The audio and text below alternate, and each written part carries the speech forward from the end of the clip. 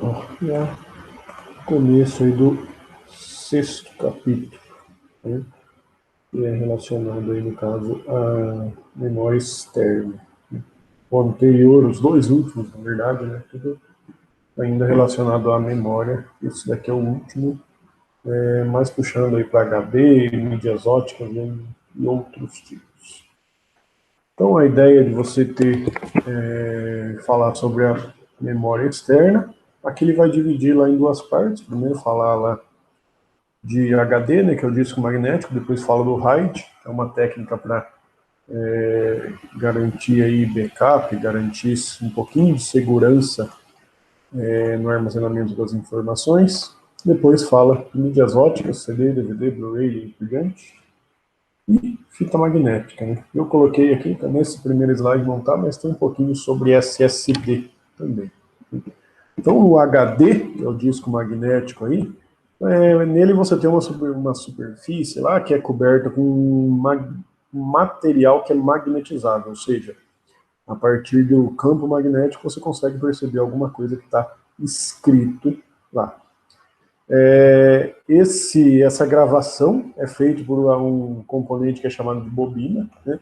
A hora que ele vai gravar alguma coisa, ele gera um campo magnético e é armazenado no HD, e a mesma coisa quando você vai ler, né? O campo magnético, à medida que o disco está girando, você consegue carregar isso daí para a bobina e traduzir, fazer a leitura dessas informações. O disco, você teria algo desse tipo aqui, né? Uma visão de cima do disco, né? Você teria como se fosse o HD aí, olhando de cima, e eu tenho o que é chamado de cabeçote de leitura escrita, que seria como se fosse essa ponta aqui, né? Só que essa ponta, ela pode se mover para o centro do disco.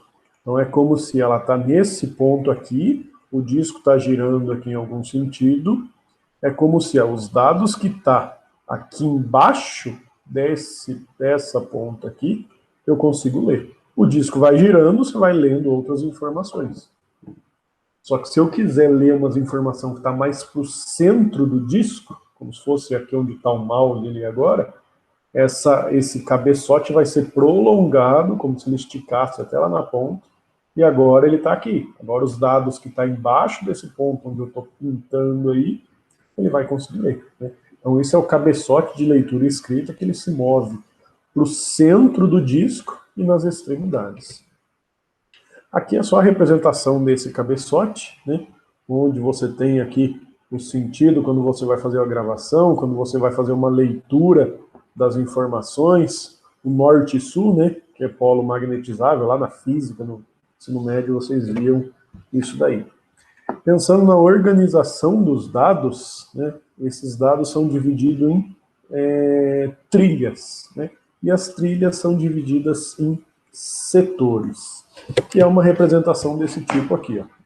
Então eu tenho toda essa volta mais externa, estou passando aqui, tudo isso daqui é uma trilha, toda a volta em um HD é uma trilha, ele está falando aqui. Essa trilha é dividida em vários pedaços, né? Então aqui, por exemplo, S1, S2, 3 até o 6 e os 3 pontinhos aqui, SN, né? Então ele tem vários pedaços. Esses pedaços são os setores, né? Quando eu quero ler uma informação, você vai ler todo o setor que tá, onde essa informação está. Vamos supor que está escrito aqui, armazenado na memória, ABC, né? Você quer ler o A, você quer recuperar esse A. Você não consegue ler só essa informação. Você precisa ler todo o setor. Setor é a menor unidade endereçável de um disco, né? Então eu não consigo apagar ou ler só o azão aqui. Eu tenho que ler todo o setor. Então, setor e trilha, entre esses setores e entre essas trilhas existem lacunas, né? Essas lacunas aqui são espaços, né? Esse daqui que eu marquei em amarelo, um espaço entre os setores, né? Entre o setor 6 e o setor 5, você tem um pedacinho amarelo. E entre as trilhas, que daí seria essa volta em amarelo que eu estou fazendo aqui, ó, bem mal feito.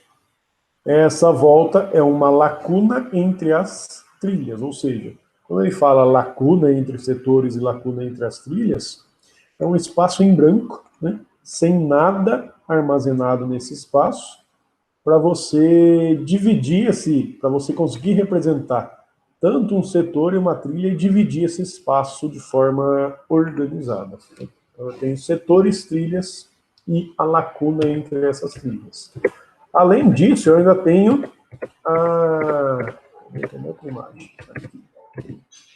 Os cilindros. Então, aqui é uma imagem, o disco ele é como se fosse essas várias superfícies, uma em cima da outra. Né? Seria isso daqui. Então, ali a gente estava olhando só nesse sentido. Então, eu só via essa superfície aqui, esse disco, né, no caso. Só que você tem vários pratos, várias superfícies, uma em cima da outra, né? E quando a gente tem essa representação uma em cima da outra, além de setor e trilha, entra também a ideia de cilindro. O cilindro, no caso, seriam todas as trilhas, né, na mesma posição de todas as superfícies. Então eu tenho aqui superfície 1, depois superfície 2, 3, 4. As 4 estão uma em cima da outra.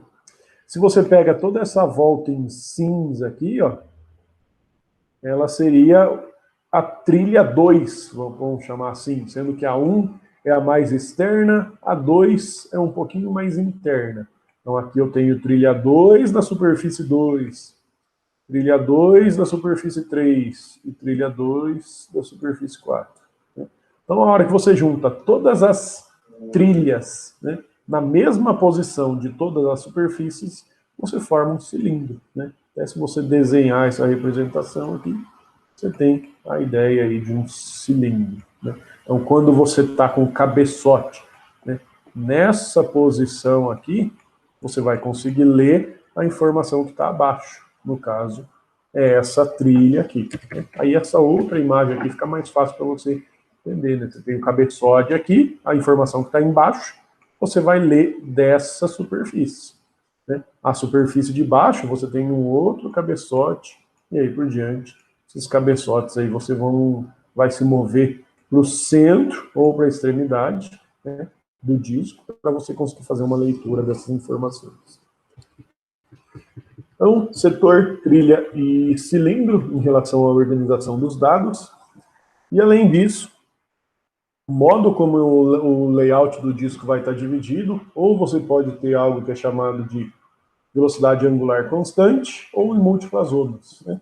Que é você dividir os setores e trilhas de forma organizada desse jeito aqui, né? Tudo reto, tudo no mesmo padrão, ou você mudar a forma de organização e dividir um pouquinho, não deixar igual uma trilha da outra. Né? Aqui, ó, essa trilha mais interna aqui, que é toda essa primeira volta, a trilha mais externa, que é a vizinha dela aqui, está dividida de forma igual com a trilha mais interna. Né? Aqui não, aqui você já mudou a ordem dessa representação.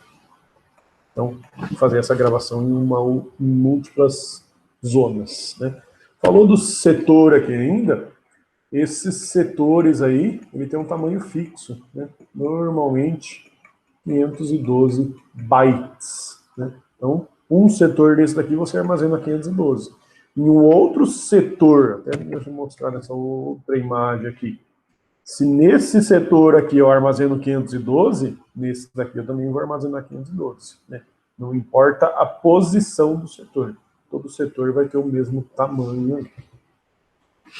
Quando você precisa ler uma informação, né, que é localizar um setor, você tem que mover o cabeçote para a trilha onde o setor está e esperar o disco passar.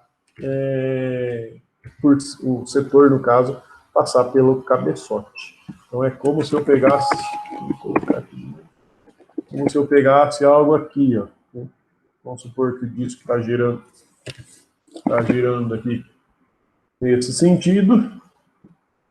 E eu quero ler esse setor aqui, ó, onde está marcado azão.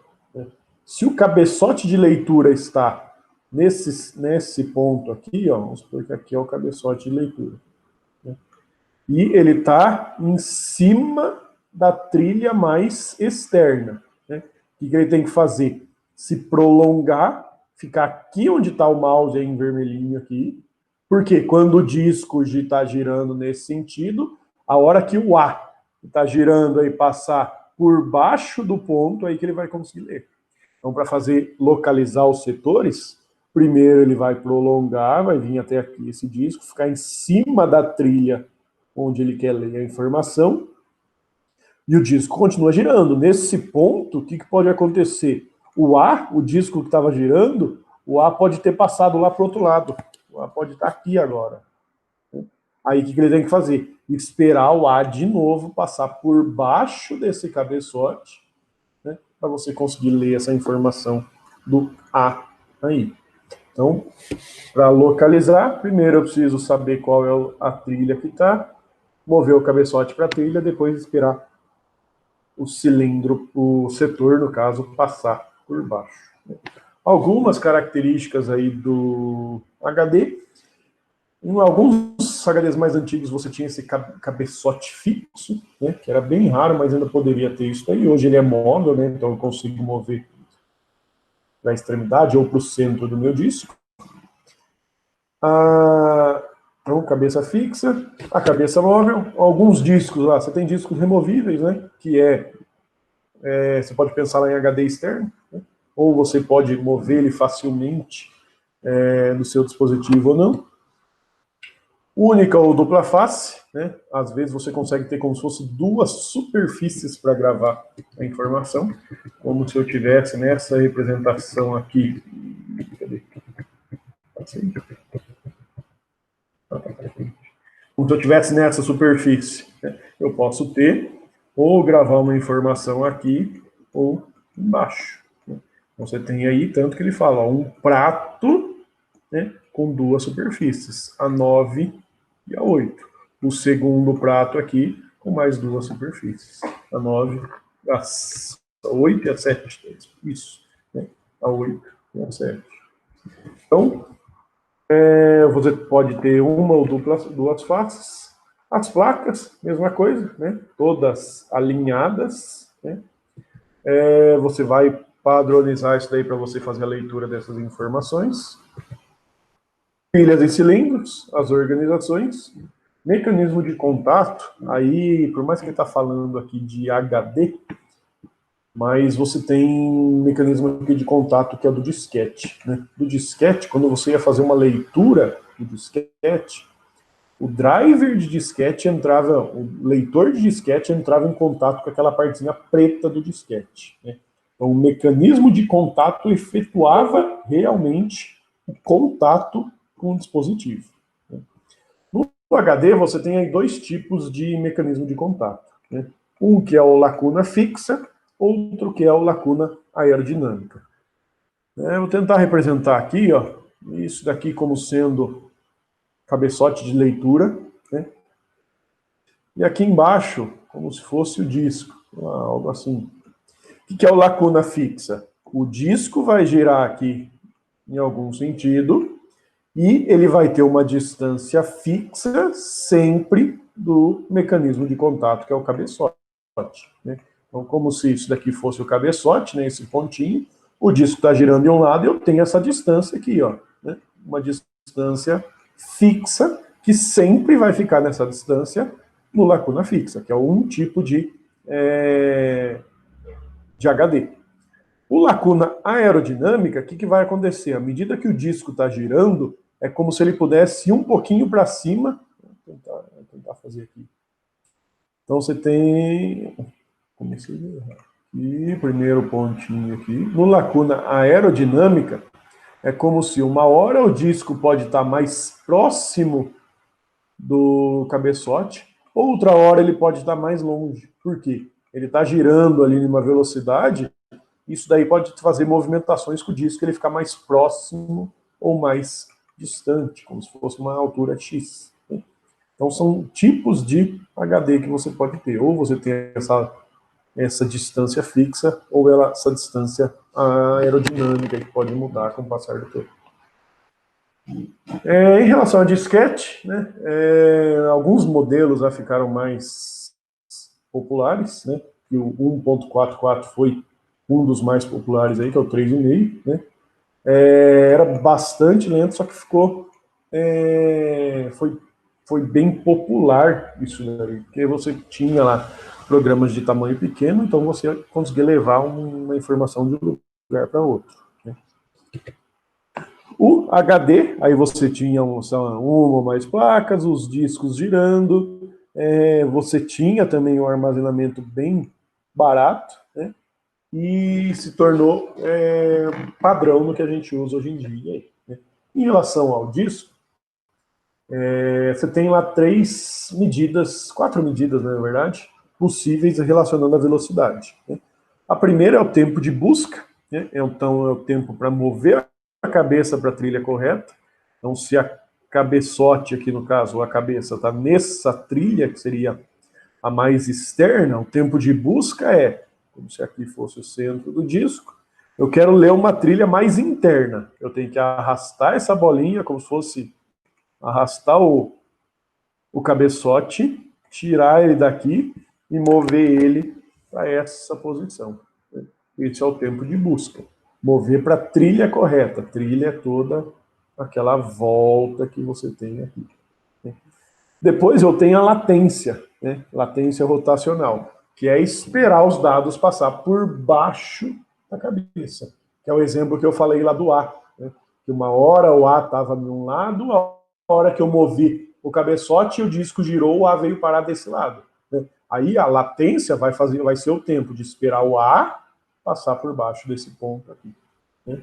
A hora que você soma esses dois tempos, você tem o tempo de acesso, né? Que é o busca mais a latência. E taxa de transferência, aí depende da quantidade de dados que você vai ler, quantidade de setores, e aí por diante. Aí, ainda em relação ao HD, o RAID, né, é uma técnica para você ter redundância. Né? Redundância é como se você quisesse ter uma garantia de backup, uma garantia de que as suas informações não vão se perder, né, no seu HD. Né? Se der problema, você tem como se recuperar ou algo do tipo assim. O RAID, você tem alguns níveis, né? E até além desses 6, aqui ele fala de 6, mas você tem mais níveis, né? Você tem algumas variações aí mais recente do RAID, né? Então é chamado RAID 0, RAID 1, 2, 3 e aí por diante. Só que isso daí não é uma hierarquia, né? Porque eu posso ir direto para o RAID 5, direto para o RAID 6, direto para o RAID 4, né? Você não precisa passar, não é estágios que você precisa passar pelo 0, depois passar pelo 1, né? Então você pode ir direto para algum outro tipo de RAID. E o RAID tem 3 características que são comuns aos níveis aí, né? Por quê? Eles são vistos como uma unidade lógica só, né, pelo sistema operacional aí.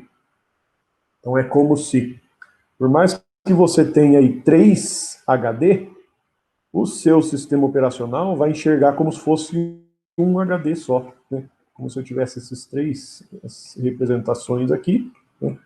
Algo como sendo C, D e E, né? 3 discos diferentes, não é partição.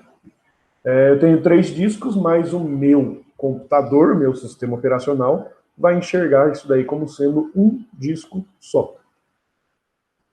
Que é o RAID que vai se dar ao trabalho de cuidar disso daí junto com o sistema operacional. Os dados são distribuídos pelas unidades físicas, algo que é chamado de stripe.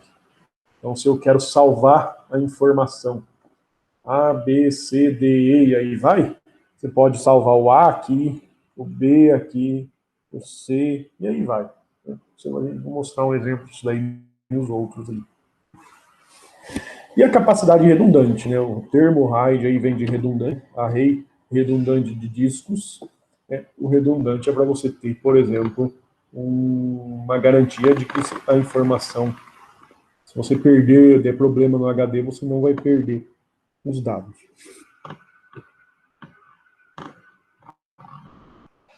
Então, o RAID 0, né, os dados, aí tem dois termos aqui que tem que tomar cuidado para não confundir. Né? Primeiro é dados espalhados, lá na frente tem uma imagem aqui do RAID 0, que é isso daqui. Né? Então, eu quero salvar a informação, vou até marcar aqui, A, B, C, D, E, F, G e H. Eu quero salvar essa informação no meu RAID, no meu disco. Se eu estou usando o RAID 0 com 4 discos, ele vai dividir isso daí em partes. Pode ser, por exemplo, aqui de 2 em 2. A, B, C, D, E, F, e G e H. Se tivesse mais letras, voltaria aqui para o primeiro disco e continua. É o que ele chama aqui, ó, stripe 0, stripe 1, stripe 2, 3 e aí por diante. Isso daqui é como se fossem os pedaços da informação que ele dividiu. Essa divisão segue a ideia do round robin. Né? Devem estar vendo, acho que é algo, esse round robin, que é um algoritmo que nos sistemas operacionais fala disso daí. Né? Então, esse RAID, né, você tem vantagem, por quê? Em fazer algo desse tipo. Imagina que o ABCDE, aqui, tudo isso daqui é uma informação. Né? É algo que você precisa carregar de um HD. Se é de um HD só, todo o AB até o G e H aí vai estar em um disco. Você lê essa informação muito grande de um disco, vai demorar muito tempo. Você lê essa informação menor de 4 discos, por exemplo, fica mais rápida. Né? Então, a leitura, você acaba fazendo essa busca em paralelo. Ao mesmo tempo que eu estou buscando o A e o B aqui, eu estou buscando o C e o D, o E, o F, G e H. Então, você consegue fazer essa busca em paralelo. O RAID 1, aí você tem os dois termos que eu falei, ó, tem que tomar cuidado para não confundir. Né? É disco espelhado e dado espalhado. Né? Qual que é a ideia? Ele vai ter cópias. Né? Então agora, eu tenho a mesma coisa de cima, né?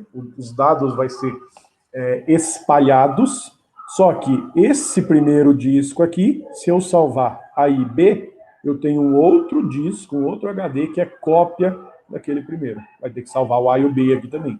Se eu salvo o C e o D, no segundo, vou ter que salvar o segundo aqui também, C e D. Né? Então, esse disco é cópia do primeiro em cinza, o segundo aqui, e aí vai. Né? Aqui mostrando um RAID com 8 discos. Né? Aí você só vai usar, no caso aqui, 4, né? Porque os outros 4 vão ser cópias para você ter essa redundância, né? Essa capacidade redundante. Para quando se der problema nesse disco aqui, você não perdeu a informação porque você tem uma outra cópia. Né? Então, dependendo da aplicação onde você vai colocar isso daí, você tem essa vantagem. Então, RAID 1, nesse caso, disco espalhado, dado espelhado, 2 cópias, né? Para fazer a leitura, eu posso ler de qualquer um, para gravar, dá um pouquinho mais de trabalho. Porque você tem que gravar a informação em 2 discos, né? Pelo menos. Por isso ele é um pouquinho caro. RAID 2, aí, stripes menores, né? Muito pequenos.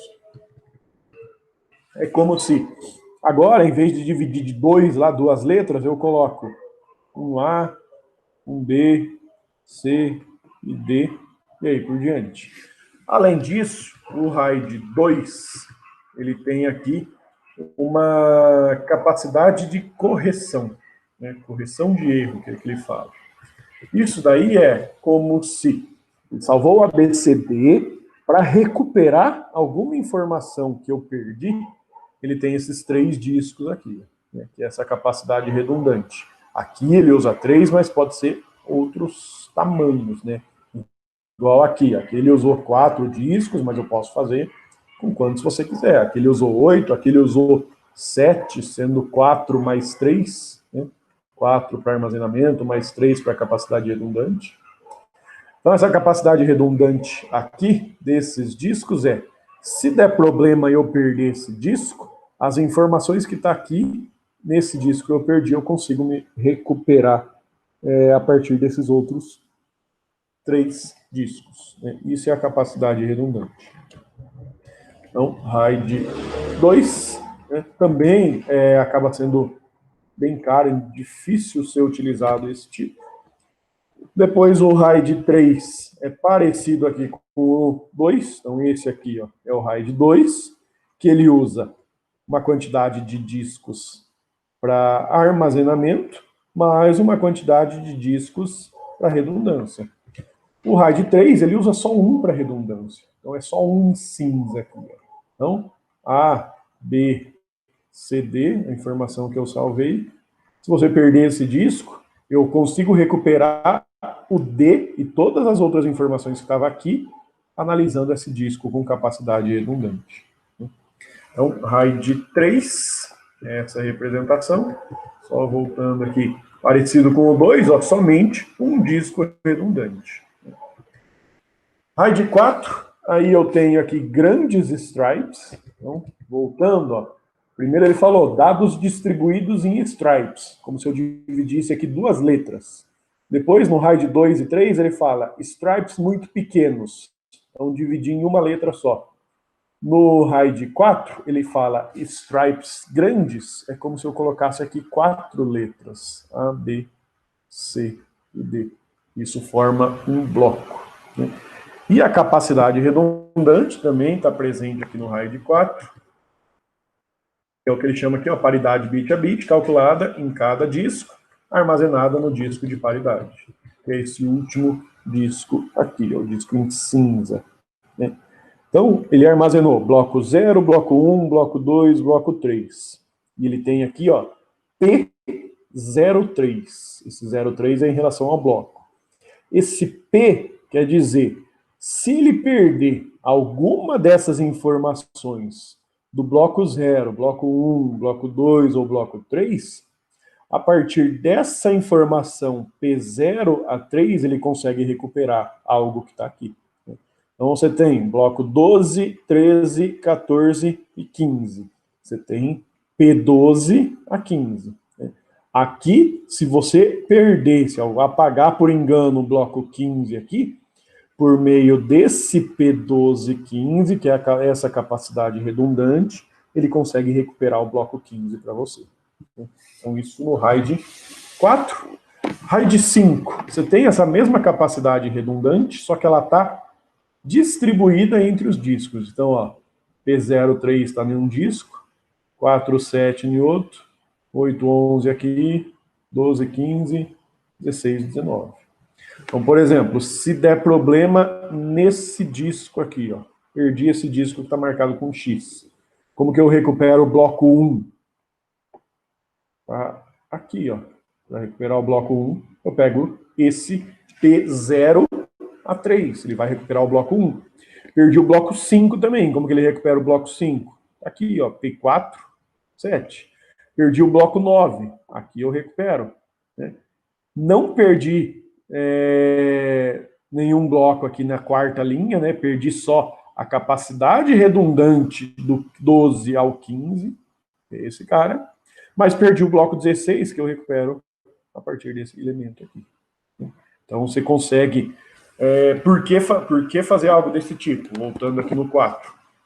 No 4, se eu perco um disco aqui, você consegue recuperar a partir desse elemento aqui. Só que se você perde esse segundo disco e esse daqui, ó, você não consegue mais se recuperar.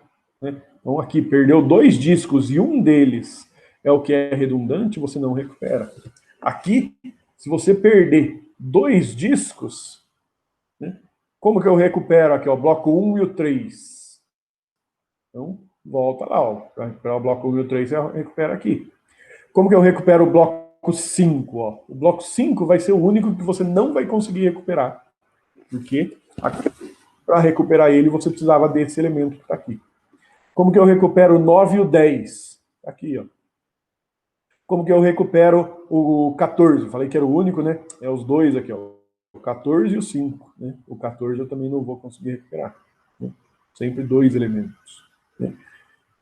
E como que eu recupero aqui o 16 e o 18? Aqui. Né? Então você vai perder informação, mas é bem menos nesse caso. E o 6, aí ele usa duas técnicas de capacidade redundante, né? O que a gente estava vendo ali, ó, P0, A3, P4, A7, 8, A11, 12, 15. Aqui ele incluiu uma nova capacidade redundante, que é o que ele chama de Q, né? Então, Q03, Q47, e aí por diante. Né? Dividido também em pedaços aí. Ó. Aí esse daqui precisa perder 3 discos para você ter problema. Né? Então aqui, perdi esse disco. Como que eu recupero o bloco 2? Aqui, ó, ou nesse elemento, ou nesse elemento. Bloco 6, eu tenho aqui, ó, P4, 7, Q4, 7. E só. Os outros dois é capacidade redundante. Perdi esse outro aqui, ó. Como que eu recupero o bloco 2? Ainda tem aqui, ó. Bloco 6, ainda tenho aqui. Bloco 7 também está aqui, consigo recuperar. 11 e 15 também, ó. Aqui eu recupero o 11, aqui eu recupero o 15. Agora, se eu perder mais um aqui, até riscar esse daqui, aí eu não consigo mais recuperar alguma informação. A gente vai ter problema com seus dados aí, certo? Só voltando ali, então o RAID 5 é parecido com o RAID 4, né? Só que você vai espalhar a paridade, que é aquela representação aqui, ó. Né? Você coloca P0 em 1, P4 3, 8, 11, e aí por diante. Né? E o RAID 6, né? 2 cálculos de paridade, 2 jeitos de se recuperar, 3 discos precisa falhar para você perder dado de forma efetiva.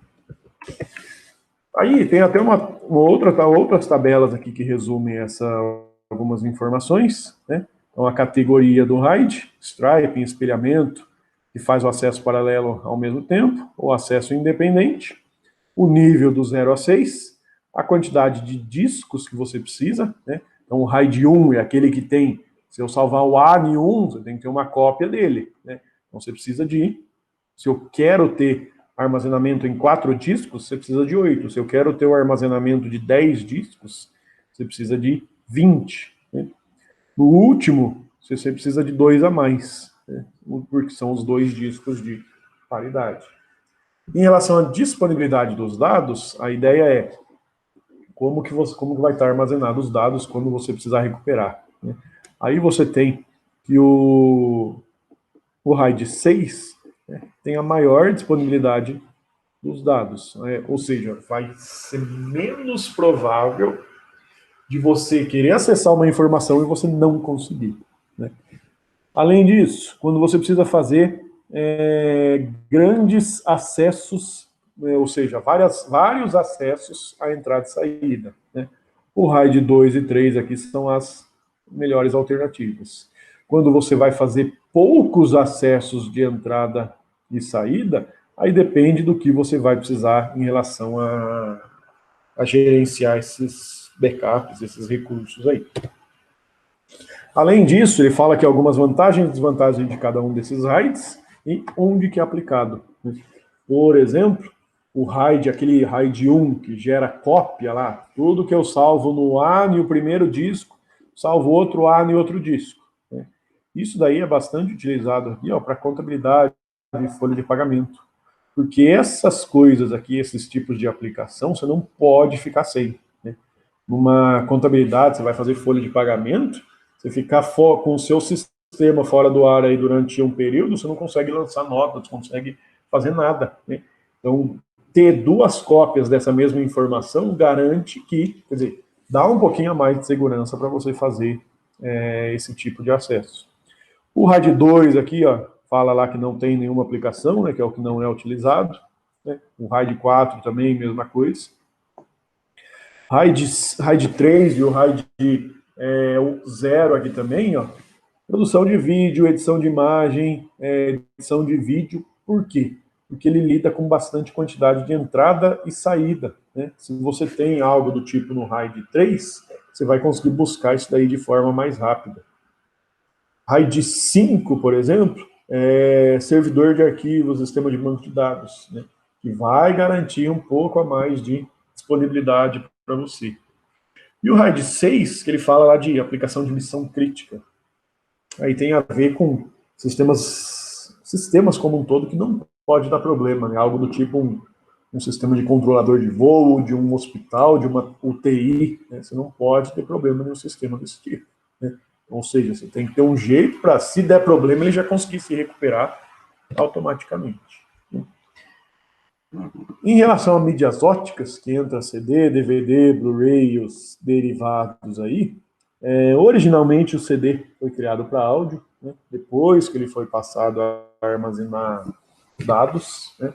O CD aí você tem uma superfície, né, que é o policarbonato, ele é coberta com uma superfície reflexiva, ou seja, é como se eu tivesse o disco aqui embaixo, vai incidir um raio laser, como esse raio laser voltar, eu vou conseguir fazer uma leitura dessas informações, seja áudio ou seja dados aí. Né? Antes de ter lá os gravadores de CD, CDR, CDRW, isso daí era feito, você criava um mestre e era feito cópias, né? Estampava cópias, como se fosse imprimir CD, né? Então, por meio de um dispositivo próprio para fazer isso daí. Com o passar do tempo, isso daí conseguiu armazenar dados, né? Lido pela reflexão do laser. Aí você tinha algo desse tipo aqui, uma representação onde o laser vai incidir por baixo, né? Aí, à medida que o laser incidir, ele vai ter uma reflexão, que seriam essas duas imagens aqui, essas duas setas. E na superfície, aí de forma microscópica, né? Na superfície do disco, ou você vai ter pista ou vai ter sulco, né? Que seriam ou lombadas ou buracos, né? Se o laser incidir aqui em uma lombada, ele vai refletir de um jeito. Se o laser incidir em um buraco, vai refletir de outro jeito, né? Então, por meio desses buracos e lombadas, pistas e sulcos, isso daí vai ser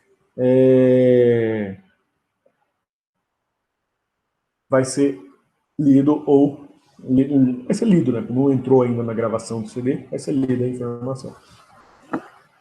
No áudio, quando eu vou fazer a leitura de áudio, o disco gira numa velocidade constante, né? Se você vai ler uma informação de dados, aí você pode variar. Uma hora o disco, CD no caso, pode CD, DVD, pode girar mais rápido ou mais devagar, né? E o disco, aí não tem uma imagem aqui, mas o disco ele era em espiral, né? Você tinha uma trilha em espiral, tanto que se você gravasse um CD, né? Quando você gravava CD, você via que se você gravasse só metade do CD, vamos supor que o CD era algo desse tipo aqui. Se você gravasse só metade do CD, você percebia que ele ficava em espiral partindo do centro, né? Porque na gravação de CD, esse raio laser era um pouquinho mais potente e ele conseguia salvar, como se fosse criar os buracos e as lombadas na superfície do disco. Ele ficava de uma cor diferente na hora que você olhava o CD, DVD. Aí, né? Então aí, essa trilha em espiral, né? O tamanho desse espiral, se você esticasse até ele ali, ó, 5,2 quilômetros, né? Para você ter lá um armazenamento de 700 MB, né? Hoje em dia você consegue até 800. A organização dos dados, né? Aí você tem um campo lá de sincronização, campo de identificação, os dados propriamente dito, e uma camada para uma quantidade para recuperar caso dê algum problema, né? O sync lá, que é o campo de sincronismo, o cabeçalho, os dados e o código de correção de erro.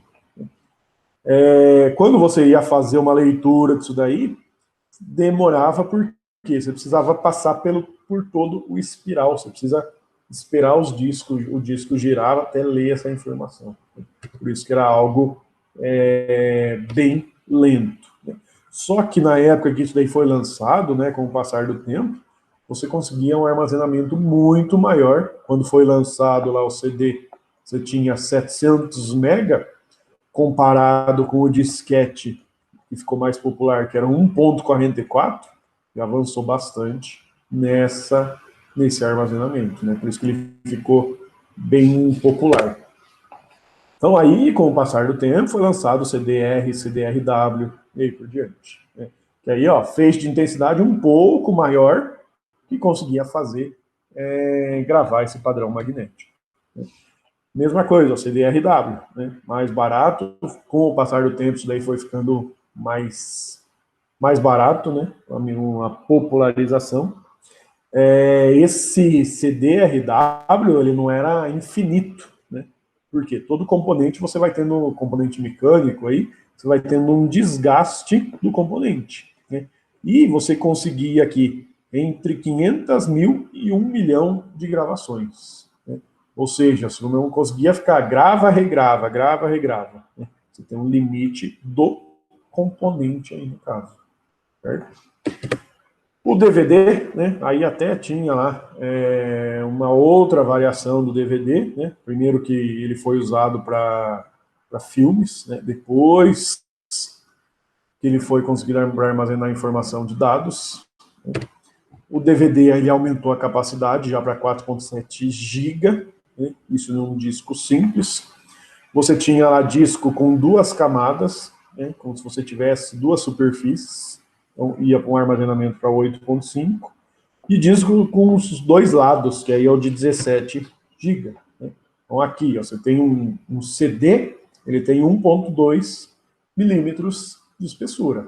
Um DVD, mesmo tamanho, você tinha essa compatibilidade. Aqui, ó, eu teria a representação de um disco dupla face e dupla camada, que é esse que ó, era mais raro você encontrar, mas você ainda achava, que é uma mídia de 17 GB. Né? Por quê? Um disco normal, um DVD normal, você tem 4.7, poderia ser até esse daqui, ó, essa representação. Só que nesse de 17 eu tinha 8.5 em cima, 8.5 embaixo, aqui. Então você colocava o CD, o DVD esse de 17 GB em um lado, virava ele como se fosse um vinil, você colocava do outro lado. Né? O 8.5 é como se você tivesse, pensa que o CD é uma superfície desse jeito. Né? O DVD de 8.5 é como se eles juntaram uma superfície quase que em cima da outra para ter o 8.5. Isso para ler aqui de baixo. Então, essa superfície seria o 4.7, essa o 8.5. No de 17 seria, você tem uma superfície quase, não ficou bom o desenho, quase em cima da outra. Né? À medida que você gira o disco, você consegue ler duas superfícies aqui e duas superfícies aqui. Por isso que você consegue o tamanho de 17. Né? Então ele fala face 1, face 2, das duas faces do seu disco com várias camadas. Aí, depois, Blu-ray, até teve a briga lá do Blu-ray HDTV, né, que foram os padrões que estavam para ver que decidia qual que ficaria melhor, né, e depois você chegou lá no Blu-ray, que foi o vencedor, vamos dizer assim, 25 GB, ela até tem uma capacidade maior hoje em dia, mas que foi o que ficou mais padrão aí. Além disso, se você pega esses três mídias, né, ele fala lá do 1,2 milímetros, CD, DVD e Blu-ray tem essa mesma capacidade. Né? Qual que é a ideia? Como se os dados estão mais próximos um do outro. Então aqui, em um CD, pensa que esses pontos aqui, as bolinhas aqui, ó, são as informações. Em um CD, a distância média entre os dados 2,11. Em um DVD, os dados ficaram um pouquinho mais próximos, né? 1,32. Em um Blu-ray, se diminuiu mais ainda. Então, aqui, ó, até nessa mesmo quadrinho aqui, ó, esse quadradinho aqui, no DVD já dá para ver que cabe bem mais informação. No Blu-ray, você consegue um armazenamento maior ainda, só diminuindo essa distância. Então, eu consigo ter um armazenamento bem maior nessas mídias aí. Aí tem as variações, né? CD-ROM, CDR, CDRW, DVD, DVD-R, RW, e aí vai. Que até fala só do Blu-ray. Ainda, fita magnética, né? Tem até um nome de uma aqui que é o LTO, né? Algo que parece que não é utilizado, né, por ser muito lento, mas ainda existem, principalmente essa LTO que ainda está em desenvolvimento, né? Que é o acesso serial, só que ele é muito lerdo, só que acaba sendo barato, né? Então, ó, 2007 aí até, ó, você tinha lançamento, foi lançada essa fita com capacidade de 1.600 GB, né? Você tinha lá, você conseguia uma taxa de transferência lá de 240 mega por segundo, algo que é bem lento. E esse LTO, essa fita, que parece aquela fita VHS, que você tem que ler de forma sequencial, ainda foi lançada depois disso, né? 2012 já foi lançada novas versões disso daqui, ó, com armazenamento de 2,5 terabytes, né? Permitindo até partições na sua fita, né? O TBA aqui também indica que está para ser lançado ainda. Essas duas aqui, se não me engano, já foram até lançadas, né? Não lembro quando que eu atualizei os slides aqui, mas se não me engano já foram lançadas, né? Ou seja, se eles estão lançando ainda esses modelos de fita, quer dizer que ainda estão sendo utilizadas, né? Só que qual que é o problema? Velocidade, né? Por mais que você falar, vou ter um armazenamento de 12 tera. Só que se você precisar ler alguma informação lá, você quer ler um filme que está lá de uns 5 tera para você rodar, você não vai conseguir ler isso daí, porque a fita, os dados na fita, são lidos de forma muito lenta. E por fim, o SSD, né, que aí é o disco de estado, unidade de estado sólido, né, que ele veio para... A ideia do SSD é substituir o HD, porque o HD tem partes mecânicas, né? Essas partes mecânicas do HD podem dar problema com o passar do tempo, né? Você ficar lá com o cabeçote de leitura movendo para cima e voltando, ficar fazendo isso daqui num dispositivo mecânico, tem um desgaste do computador. Então a ideia é você montar um semicondutor, um circuito integrado, né, para você não ter essas partes mecânicas no SSD. E ele utiliza uma memória parecida com a memória flash. Aí. A estrutura, né, de um SSD seria isso daqui. Você tem lá uma porta de dados SATA, né, uma velocidade relativamente alta. Você tem o controlador, uma DRAM aqui, né, memória dinâmica, que funciona do mesmo jeito que uma memória cache. E você tem portas NAND, né? Lá no primeiro ano, vocês veem que porta NAND é uma porta universal, né? Você consegue fazer qualquer porta lógica só com as portas NAND. Então você consegue fazer um buffer, né, que é um armazenamento temporário, com essas portas NAND. Aí, olhando aqui para dentro do controlador, né?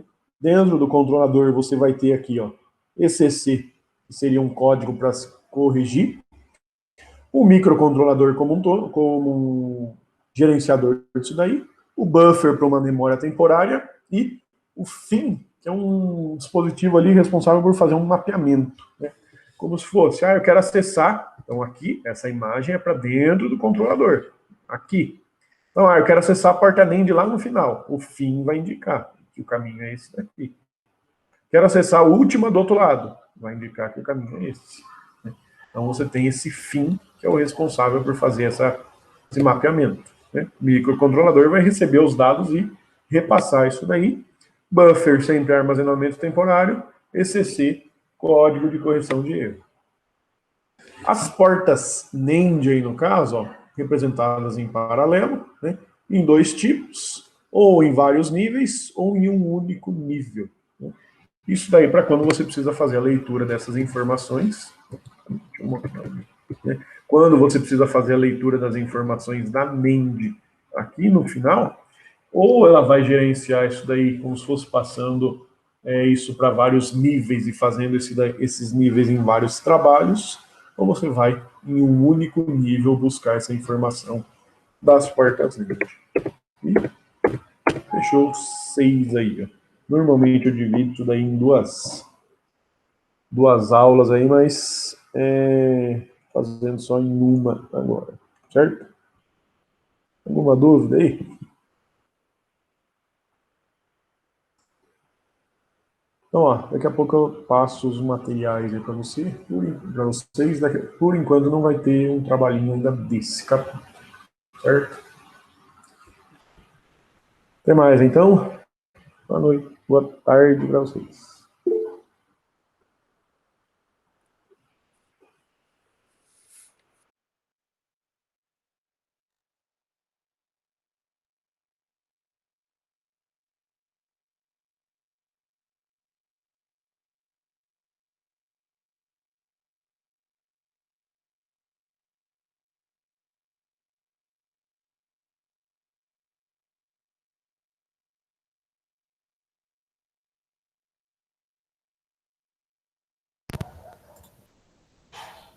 Professor, o senhor já tem ideia de quando vai ser a prova?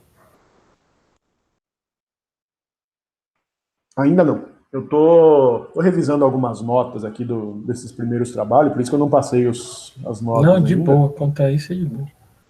Mas essa semana, acho que essa semana dá para passar e fechar e agendar isso daí com Tranquilo. você. Ah, e o trabalho que o senhor disse do segundo bimestre de arquitetura? Eu não O sei de se o senhor já. segundo, a ideia era fazer De... algo relativo à RAID. Né? Ah, tá. Aí eu tô fechando também isso daqui, algo parecido com o que eu mostrei aí. Você Entendi. colocar letras, dividir de acordo com o RAID que você precisar. Entendi. Beleza. Valeu, professor. Professor, Sim. é uma dúvida, eu não entendi direito o que você falou. Esse assunto de agora vai ter um trabalho ou não vai ter um trabalho? Vai ter o trabalho de implementação de RAID que eu vou passar. Não, eu digo esse exercício, tipo, que você passou na semana passada. Exercício igual esses que eu estou passando aí, o de entrega ontem, não. Ah, De tá, RAID, beleza. certo? Só uma outra dúvida, professor. Eu tava falando com um amigo meu, tipo, da questão do uso do SSD, tipo, ele deixa a questão de. Ah, bem dizer assim, mas eu entendi do pouco que ele falou, que o SSD deixa a questão de ligar e desligar o computador ou o notebook mais rápido e tal. Isso se deve àquela porta SATA que ele usa ou é por causa de outra questão ou não tem nada a ver? O SSD é mais rápido já mesmo que o HD. Né? Então, se você armazenar o sistema operacional no SSD, ele vai conseguir carregar de forma mais rápida, que é o que normalmente é feito. Só ele. Pode falar. Nem precisaria pensar na característica da porta. Né? É um tipo de memória que é mais rápido que o HD.